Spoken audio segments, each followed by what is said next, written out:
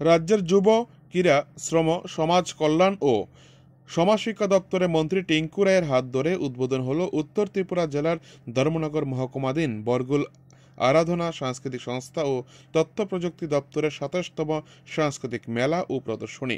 বৃহস্পতিবার বিকেল ৩:৩০টায় বরগুল মাধ্যমিক বিদ্যালয়ের মাঠে মন্ত্রী টিঙ্কু রায় প্রদীপ প্রজ্বলন করে সূচনা করেন ৫ দিনব্যাপী সাংস্কৃতিক মেলা ও প্রদর্শনী, যা চলবে ৬ জানুয়ারি পর্যন্ত। এই দিনের উদ্বোধনী অনুষ্ঠানে মন্ত্রী ছাড়াও উপস্থিত ছিলেন জেলা সভাধিপতি অর্পণা নাথ, জেলা মুখ্য স্বাস্থ্য আধিকারিক দীপক হালদার, বিশিষ্ট সমাজসেবী কাজল দাস, কদমতলা পঞ্চায়েত সমিতি ভাইস চেয়ারম্যান বিদ্যাভূষণ দাস, সংস্থা সম্পাদক মিহিরঞ্জন নাথ সহ আরও অনেকে। এদিন ৩৮ জন কচিকাঁচা শিল্পীরা পরিবেশন করেন নৃত্য। কচিকাঁচাদের নাচের তালে তালে মন্ত্রী টিঙ্কু রায় মাথা নাড়িয়ে তাদেরকে উৎসাহিত করেন, সাথে উপভোগ করেন তাদের অসাধারণ নৃত্য। ধর্মনগর থেকে নিজস্ব প্রতিনিধি রিপোর্ট, টিভি 100 বাংলা।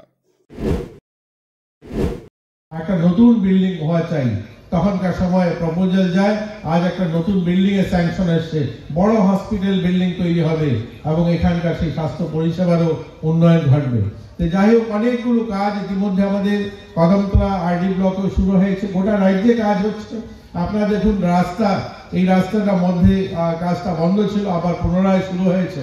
এই রাস্তাটা যদি কমপ্লিট হয়ে যায় তাহলে কদমতলা থেকে আগরতলা যেতে হয়তো 2.5 থেকে 3 ঘন্টা লাগবে। কৈলাসহর থেকে আমি প্রতিদিন প্রায় যাতায়াত করি আগরতলাতে, 2 ঘন্টা থেকে 2 ঘন্টা 10 মিনিট সময় লাগে।